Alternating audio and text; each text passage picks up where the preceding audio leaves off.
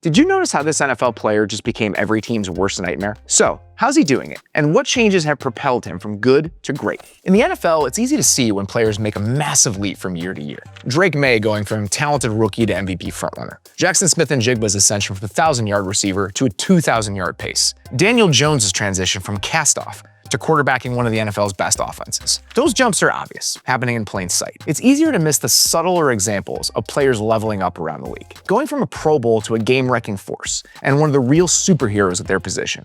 And that's precisely what's happened to Will Anderson Jr. this year. The Texans defensive end had a great sophomore season in 2024. 60 pressures, 11 sacks, 16 tackles for loss, all for one of the best defenses in the league. No one would argue that Will Anderson wasn't a good player. He was the Defensive Rookie of the Year, for God's sake. But through the first half of the 2025 season, Anderson has become something different. In a world where Myles Garrett and Micah Parsons exist, Anderson has a real claim as the most disruptive, impactful pass rusher in football.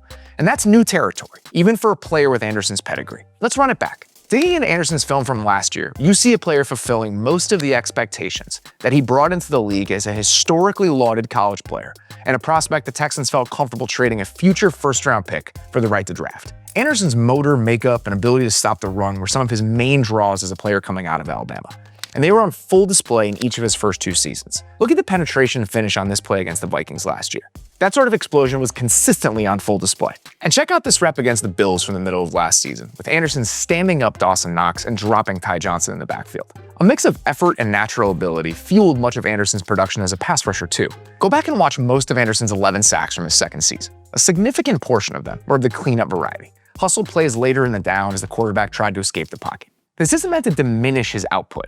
You need talented banshees to field an elite defense, and that's precisely what Anderson was in 2024. But as a 23-year-old second-year player, there was still a rawness to his game, and that extended to his overall approach as a pass rusher. When you watch Anderson's pass rush plan from last season, you see a player still figuring out all the pieces and how they're supposed to fit together. You see the component parts, the power, the speed, the tenacity, but the way it all comes together just looks a little rough around the edges, even as he continues to make impactful plays. So what's different about his game now? The easiest way to understand the difference between last year's Will Anderson and the 2025 version is to look at the sequencing of his bull rush from season to season. Take this play from week 1 of last year. As Colts left tackle Bernhard Raimann beats him to the edge, Anderson tries to play through his chest, but he's ultimately caught between his attempt to capture the corner and his effort to jar Raimann back into the quarterback. Compare that to this rep from Houston's win over the Titans earlier this season. The moment Anderson sees the right tackle get vertical and set up, he puts a foot in the ground and the offensive lineman into the quarterback's lap.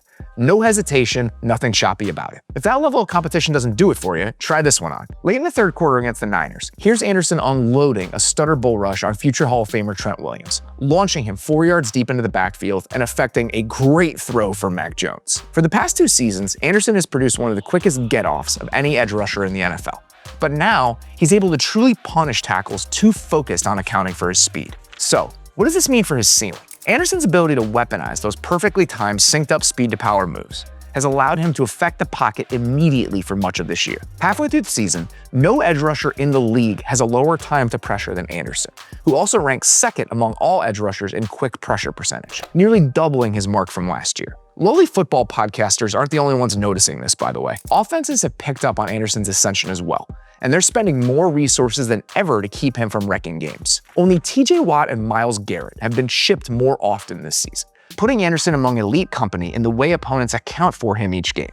Those chips dropbacks are another area where you can see Anderson's growth. Just watch how quickly he gets back to a place where he's able to string together a sequence of moves to still affect the quarterback. That sort of rep, the extra attention, the balance, the finish, is usually reserved for the Garretts of the world, the game's true superstars. And based on what he's done this year, Anderson now deserves mention among that group. He's elevated to a different plane as a player, with a rightful claim as the Defensive Player of the Year so far. If you enjoyed this video, then check out this one on the NFL's most versatile player. Let me know what you'd like to cover in future episodes in the comments below. And be sure to subscribe to the channel with notifications on so you don't miss a beat.